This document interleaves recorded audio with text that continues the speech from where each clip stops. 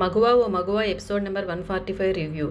సింధూరిని ఇంట్లో వదిలిపెట్టి వెళ్ళడానికి చంచలమ్మ చాలా దిగులుగా వెళ్తుందనమాట. వాళ్ళు రిజిస్ట్రేషన్ పని మీద వెళ్లాల్సి ఉంది కాబట్టి ఇంట్లోని వాళ్ళందరికీ సింధూరుని జాగ్రత్తగా చూసుకోమని, ఎస్పెషల్లీ చంటికి సింధూరుని జాగ్రత్తగా చూసుకోమని చెప్పి దిగులుగా వెళ్ళిపోతుంది చంచలమ్మ. మరి చూద్దాం సింధూరకి ఎటువైపు నుండి ఏ ప్రమాదం ముంచుకొస్తుందో ఈరోజు ఎపిసోడ్లో తెలుసుకుందాం. చంచలమ్మ చెన్నకేశవులు గారు కారెక్కి వెళ్ళిపోతారనమాట. ఆ తర్వాత ఇంట్లోని వాళ్ళు భవతి, రేణుక వీళ్ళంతా ఆరు బయట కూర్చొని మాట్లాడుకుంటూ ఉంటారు. చంటి తన పని ఏదో బిందెతో నీళ్ళు మోస్తూ తన పని తను చేసుకుంటూ ఉంటాడు. అప్పుడే వస్తాడనమాట ఒక భిక్షగాడి వేషం వేసుకొని, మొహానికంతా ఒకే కన్ను కనిపిస్తూ మొహానికంతా కవర్ చేసుకొని ఆ కంబళితో భవతి భిక్షాందేహి అనుకుంటూ వాళ్ళ ఇంటి ముందరకు వచ్చి నిలబడతాడు కళింగ.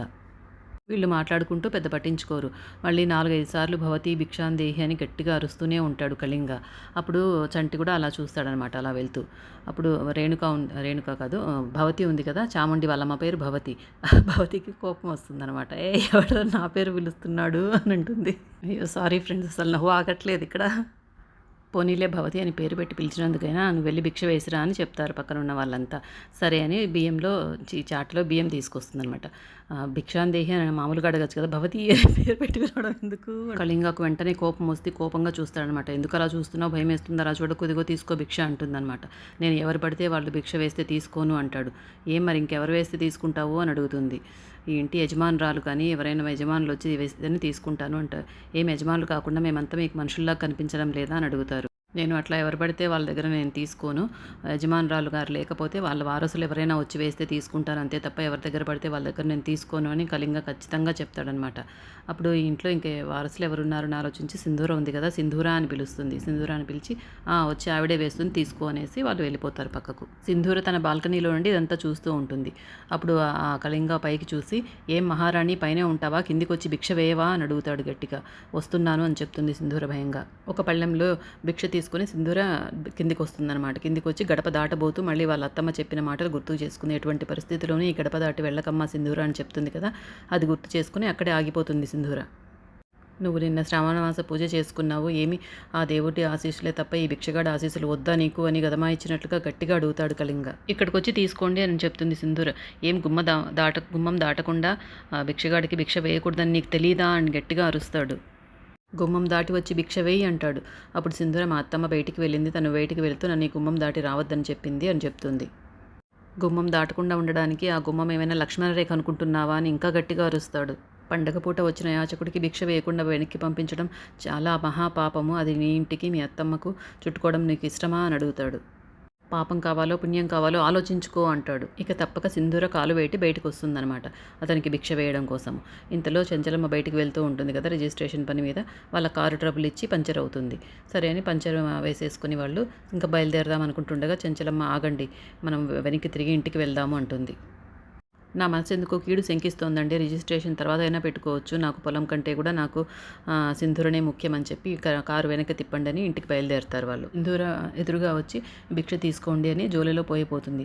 జోలిలో పోయించుకొని పక్కకు లాగేస్తాడనమాట. మొత్తం కింద పడిపోతాయి బియ్యం. ఎందుకని సింధూర అటు తన మొహం వైపు చూస్తుంది. అప్పుడు తన మొహానుకున్న ముసుగు చూసి సింధూరా అంటాడనమాట వికృతంగా. సింధూర అంతే చాలా భయపడిపోతుంది. ఆ పక్కన భవతి వాళ్ళంతా కూడా ఉంటారు కదా, వాళ్ళు కూడా చాలా భయపడిపోతారనమాట. అమ్మో కళింగ వచ్చేసాడు, ఎవరైనా సింధూరను కాపాడండి అంటే ఎవ్వరూ ముందుకు రారు. సింధూర భయంతో అక్కడి నుండి పారిపోవడానికి ట్రై చేస్తుంది. కానీ వాడు చేయి పట్టుకొని లాక్కొని భుజం మీద వేసుకొని సింధూరని నడుస్తూ వెళ్తూ ఉంటాడు. సింధూర అరుపులు విని పక్కనే నీళ్లు మోస్తున్న చంటి బిందె పడేసి వచ్చి అడ్డుపడతాడు. అమ్మాయి గారు అంటూ. మా అమ్మాయి గారిని వదిలిపెట్టరా అంటూ చంటి వాడితో యుద్ధానికి దిగుతాడనమాట. చాలాసేపు పోరాడతాడు, కళింగాను కొడతాడు. కానీ కళింగ చాలా బలవంతుడు కదా, చంటిని పాపం మళ్ళీ తిరిగి చాలా కొడతాడనమాట చంటిని. సింధూర చంటి అని అరుస్తూ ఉంటుంది. అలా కళింగ చంటి ఇద్దరు పోటాపోటీగా గొడవ పడుతూ ఉంటే దూరం నుండి చక్రం బాబాయ్ కూడా చూస్తాడనమాట. చక్రం బాబాయ్ కూడా కోపంతో పరిగెత్తుకుంటూ వచ్చి ఒక తాడ తీసుకొని వాడి మెడకు వేసి లాగుతాడు కళింగ మెడకు. కళింగ చాలా కోపంగా చక్రం బాబాయ్ని కూడా కొడతాడనమాట. చక్రం బాబాయ్ కింద పడిపోతాడు. కళింగాను అడ్డుకొని చంటి మళ్ళీ యుద్ధానికి మళ్ళీ వస్తాడనమాట. చాలాసేపు ఫైట్ చేస్తాడు. ఇద్దరు బాగా కొట్టుకుంటారు.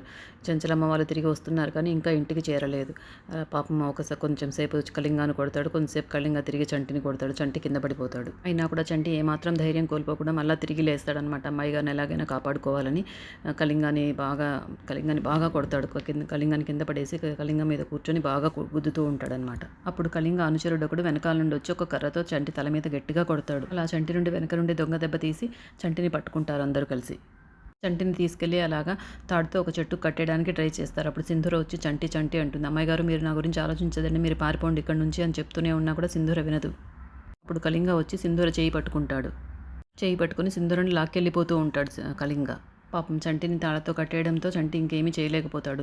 ఎలా కాపాడుకోవాలి అమ్మాయి గారిని అని ఆలోచించి అప్పుడు రేణుక గారు, భవతి గారు మీరు సింధూరని కాపాడతామనేసి మీ ప్రాణాలు అడ్డేస్తామని అమ్మగారికి మాటిచ్చారు అని గుర్తు చేస్తాడు వాళ్ళకు. వాళ్ళు మాత్రం రౌడీ విధవతో గొడవ పడమని చెప్తావేంటి, మా వల్ల కాదు అంటారు. వాడి జోలికెళ్తే మమ్మల్ని చంపేస్తాడు చంటి అంటారు వాళ్ళు. మీకున్న శక్తి సామర్థ్యాలు మీకే తెలియదు, ఆడవాళ్ళకున్న బలం మీకెప్పుడు తెలియదు, మీరెప్పుడు ఆలోచించి ఉండరు, కానీ ఇది సమయము అనేసి వాళ్ళని బాగా రెచ్చగొట్టడానికి ట్రై చేస్తాడు ఎట్లో ఒకట్లా సింధూరని కాపాడడం కోసం. ఆడవాళ్ళు తలుచుకుంటే ఏదైనా చేయగలరు అని చెప్తాడు. ఆ మహిషాసురుడిని చంపింది కూడా ఒక ఆడదే అనేసి గుర్తుపెట్టుకోండి. మీరు వీడు ఆ మహిషాసురుడి కంటే ఏం గొప్ప రాక్షసుడు ఏం కాదు, మీరు అందరూ కలిసి వచ్చారంటే ఆవిడని ఎదిరించవచ్చు అని బాగా మంచి వాళ్ళని మోటివేట్ చేస్తాడనమాట చంటి. రాణి రుద్రమదేవి, ఝాన్సీ లక్ష్మీబాయి, కడప రెడ్డమ్మ వీళ్ళందరూ కూడా ఆడవాళ్ళే, వాళ్ళందరూ సాధించినది గుర్తు చేసుకోండి అని వాళ్ళకు బాగా మోటివేట్ చేస్తారు. చంటి మాటలతో బాగా ఇన్స్పైర్ అయ్యి ఆడవాళ్ళిద్దరూ నడుము కట్టి ముందుకు వస్తారనమాట కాపాడడం కోసం. ఇంతలో ఎపిసోడ్ అయిపోతుంది. మరి వాళ్ళు కాపాడతారో లేదా చంచలం వస్తుందో, చంటియే కాపాడతాడో రేపటి ఎపిసోడ్లో తెలుసుకుందాం.